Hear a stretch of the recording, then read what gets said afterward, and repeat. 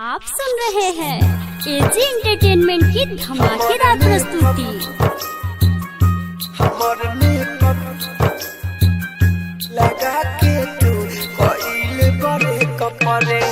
Music by DJ Umesh शुक्रिया, mix by AG recording studio.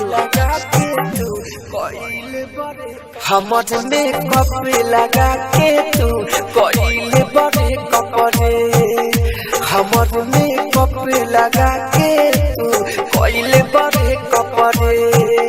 दिल हमर टूट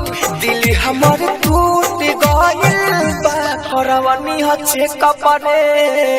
हमर मेकअप लगा के तू कोइले बड़े कपड़े, हमर मेकअप लगा के तू कोइले बड़े कपड़े।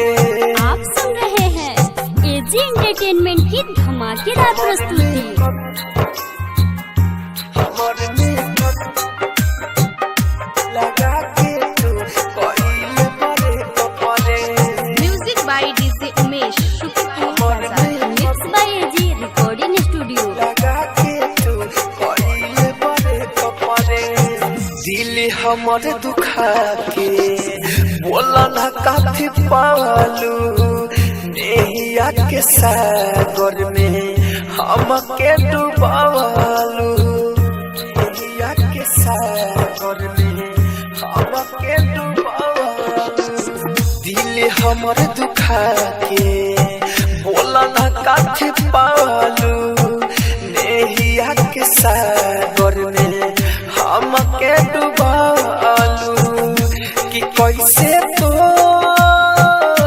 कैसे तोर डोली जाई रहम देख हमारा मेकअप लगा के तू कोइलू बड़े कपड़े।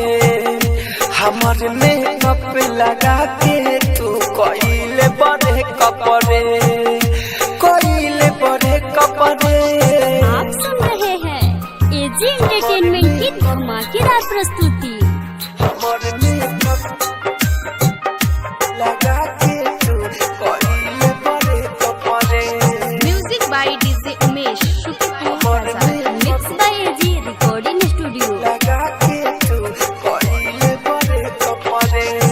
दिल के रहलू तू हमेरा, चांद के तू अजोरिया। तू न रहबू दिल में भइल बा सगरो अनहरिया।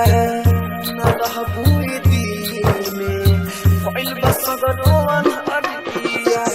दिल के रहलू तू हमेरा, चांद के तू अजोरिया। तू न रहबू दिल में भइल बा सगरो अनहरिया। राहुल राजधानी अरबिया के भइले बाहे करे।